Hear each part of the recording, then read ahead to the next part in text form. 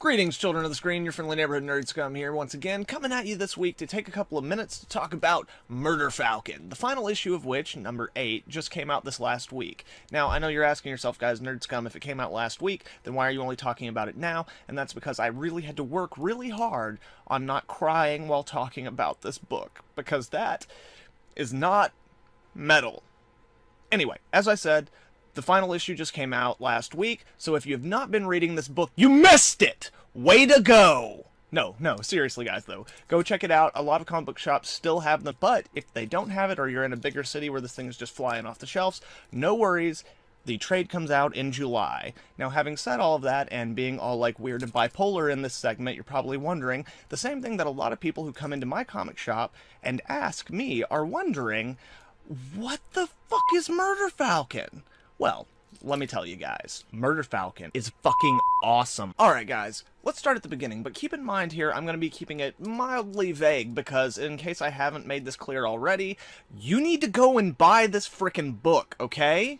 So anyway, start off with a giant monster attacking a frickin' city, and then all of a sudden this, like, rock and roll van pulls up, and home dude Jake, long blonde hair, kinda husky set, just average dude, steps out with his guitar, and is, like, all of a sudden starts battling a monster with rock and roll and a giant falcon man. So then what do? We do a whole, like, Tarantino thing. That's flashbacks, it's not quite right, you get the point. We go back in time, and we see how it all started, where basically Jake comes home one day to his kinda crappy apartment, and there's a monster in his frickin' apartment. And just, like, to defend himself, he reaches over and grabs his, like, busted ass guitar, and all of a sudden it like explodes with energy and like becomes one all of a sudden, and then like in front of him in the room there is a like 7 or 8 foot tall giant man falcon cyborg thing, and he's like, "Play, Jake, play." And Jake's like, "What?" And he starts jamming out, and like the harder and faster he plays, the harder and faster Murder Falcon, the giant cyborg falcon man, beats the living crap out of this demon monster thing that's in his apartment. So after that battle, basically, Murder Falcon is like, hey, there's lots of these dudes that are coming from like another dimension, and there's like a guy who wants to rule this world and stuff, and like me and you are gonna save it with our rock and roll, with our frickin' metal. So we need to put your band back together. At which point we kind of start seeing that like there is something pretty tragic in Jake's past, like something that got really messed up. And again, I'm not going to go too far into details. Like when you first started off, you assume that like his wife died not long ago, and that kind of tore his life apart, but you're throwing a really nice curveball later on in the story where like that's not what it is at all. But anyway, there's some very real shit going on that caused Jake to kind of like explode his life, and now he's gonna have to go back and reach out to all these people from his former life to put this band back together to go forth and like fight demons with metal, which by the way, it's awesome. They all end up getting their own mystical instruments, and like being able to also have like these, like Murder Falcon is for Jake, they all have like these giant battle animals that help aid them in fighting demons, and it's just fucking awesome, guys. But it's really awesome because through the course of doing this, Jake not only kind of gets to you know, fix a lot of the problems or the mistakes of his past, but he also gets to like bring these people in and not only fix the damage that he caused to their life, but put them in a position where they're able to really become their best selves. And he really is able to enrich the group around him as well as the world throughout his whole effort. And that really cuts to like what makes this book so great is like at the end of the day what this book is about is using metal or art or whatever that thing is that you love, that fuels you, that is transformative and medicative to you. It's about using that thing to battle your own personal demons, and through doing so enrich the people around you and the world in general. And like that is freaking awesome.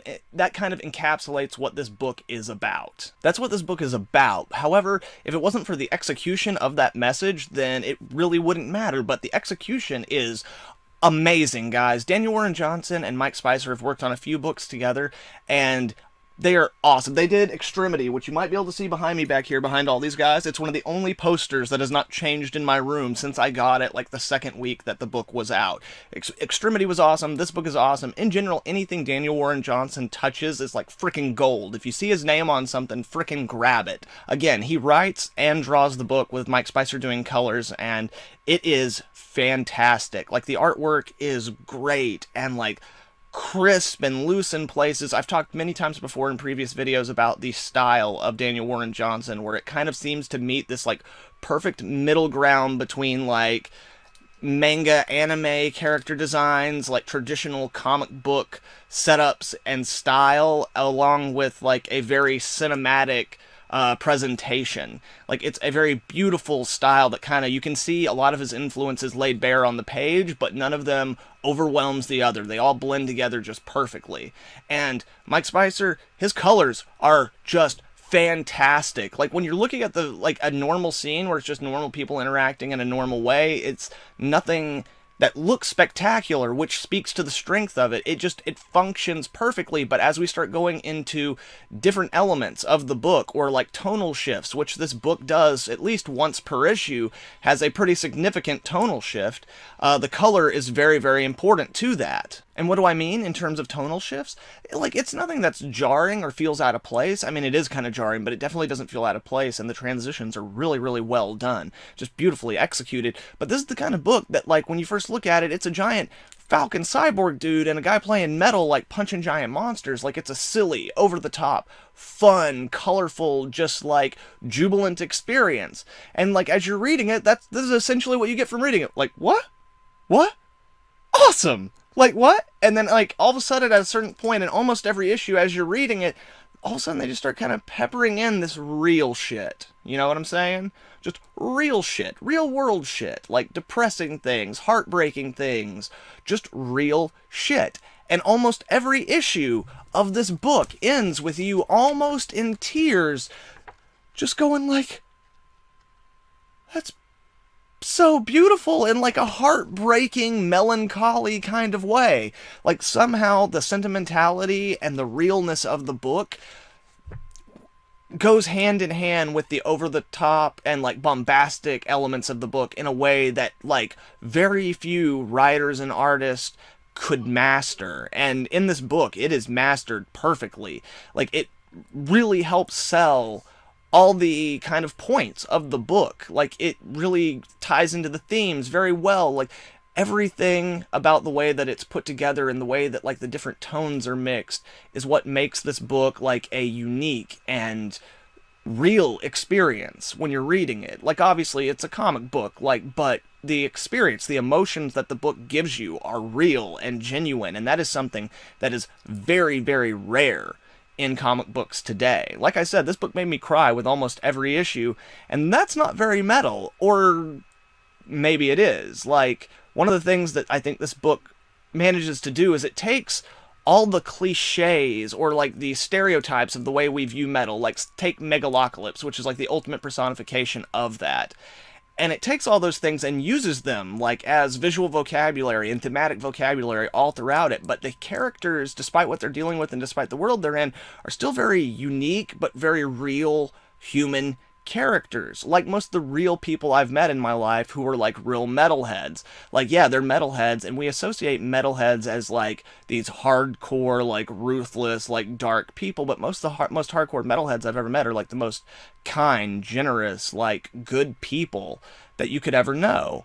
And this book does a great job of kind of putting the humanity back into metal and like bridging that gap between like, no, like metal is a genre or a subgenre of music, and like any other subgenre of music, it can be used to convey any emotion.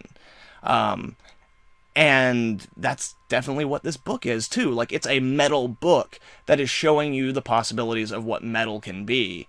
And because through those possibilities, you also see that like echoed through the characters and the possibilities of what these metal heads can do, like with that kind of room to breathe and that kind of creative freedom. And like, so yeah, like the execution and the story and the themes, everything about this book just comes together in such a beautiful way that I have to tell you, this issue 8 is one of the best issues of a comic I've read in a really long time. Even though I will say, so that I'm not just completely, you know, sucking the creative team's dick here, I do wish there was one more issue and that this one issue could have been stretched out to 2, just because everything that's in here is so heavy and so awesome. And I'm not gonna lie to you, if you go out to buy this book and you read this book, you will be crying by the end of this issue, and you might even be a little upset but I think like all good endings, it does not give you what you want, it gives you what you need. And even though you might have wanted a different ending, the ending that is in this book is perfect. It is exactly what it always should have been from the beginning, and I can't state highly enough.